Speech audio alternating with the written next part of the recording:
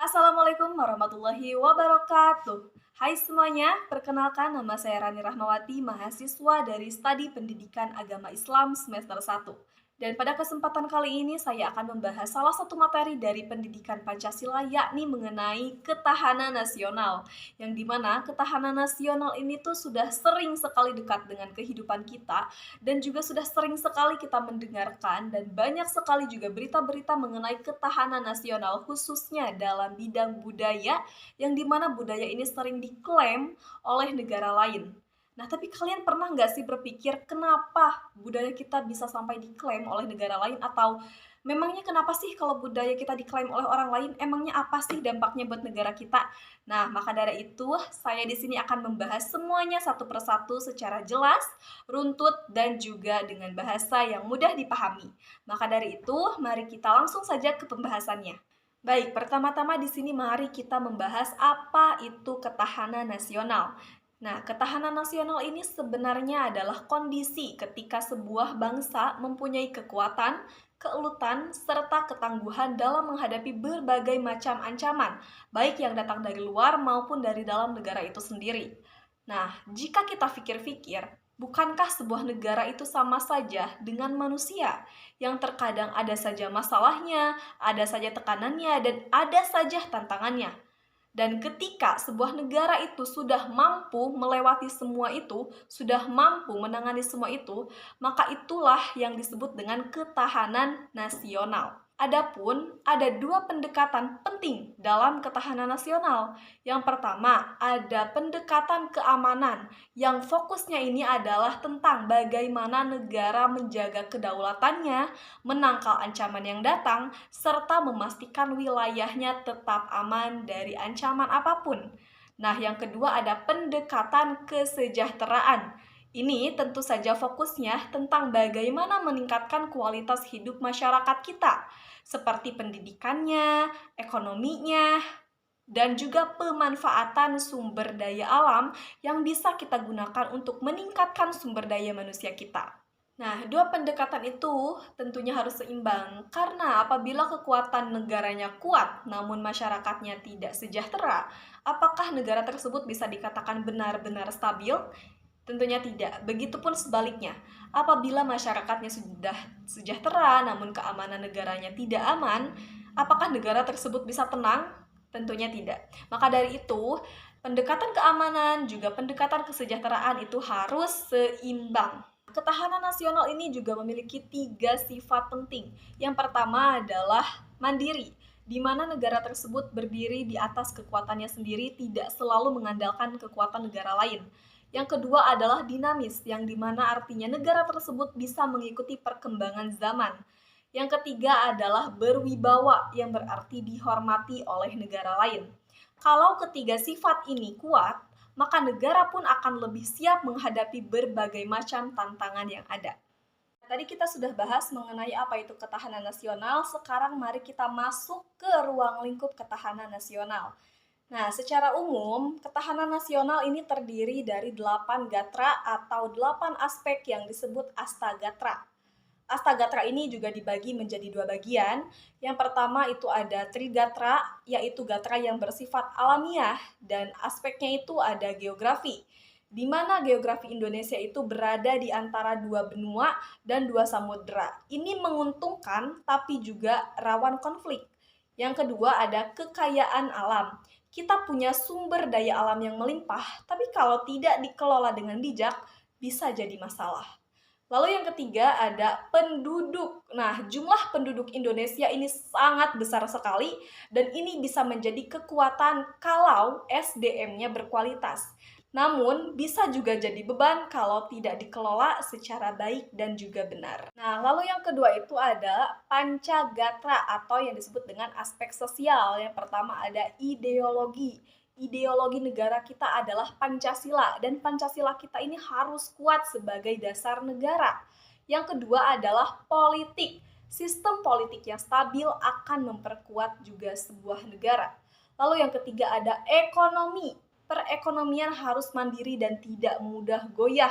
Yang keempat ada sosial budaya. Ini menyangkut identitas dan karakter bangsa kita. Lalu yang kelima adalah pertahanan dan keamanan, yaitu bagaimana TNI dan Polri menjaga keamanan negara. Nah, kalau dipikir, semua gatra ini seperti bagian dari tubuh manusia. Kalau satu bagian sakit, bagian lain juga ikut terpengaruh kan? Nah, jadi itulah gambaran Astagatra, semuanya saling terhubung.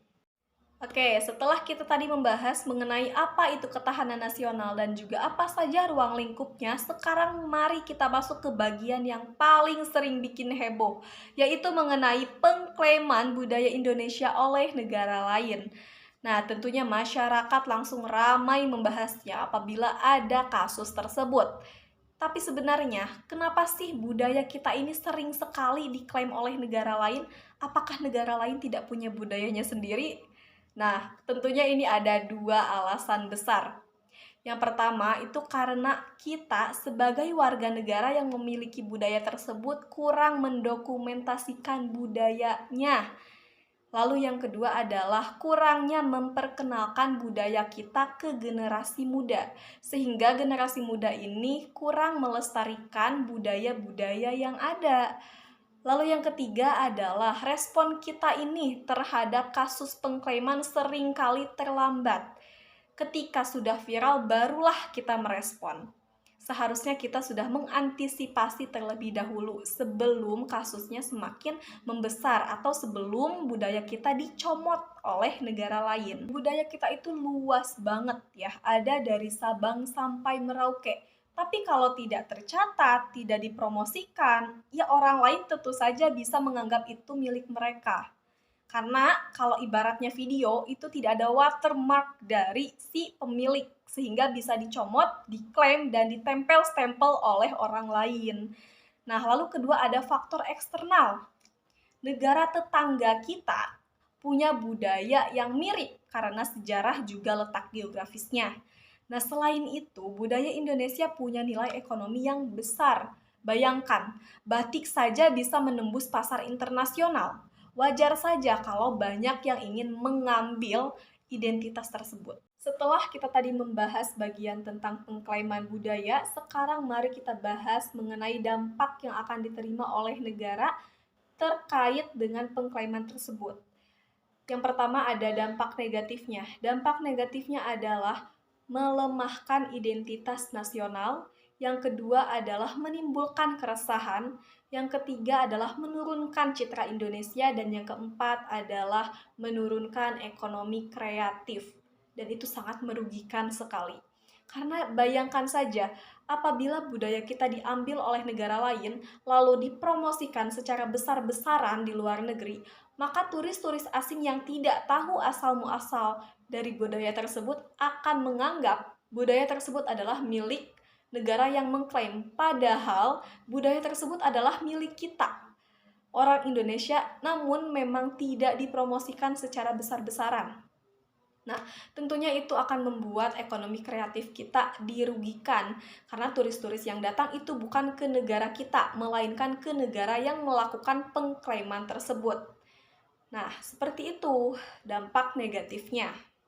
Tapi, meskipun memiliki banyak sekali dampak negatif, pengklaiman budaya ini juga memiliki dampak positifnya bagi masyarakat, di mana ketika ada pengklaiman budaya, masyarakat yang tadinya diam dan kurang perhatian terhadap budaya tersebut akan langsung bersuara, akan langsung tumbuh rasa bangga, dan akan langsung ingin melestarikan budaya tersebut.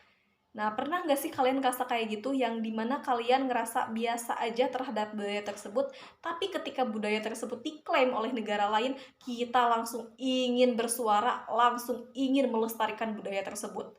Nah, itu merupakan sisi positifnya, di mana masyarakat kita menjadi lebih mencintai budaya-budaya yang ada di Indonesia.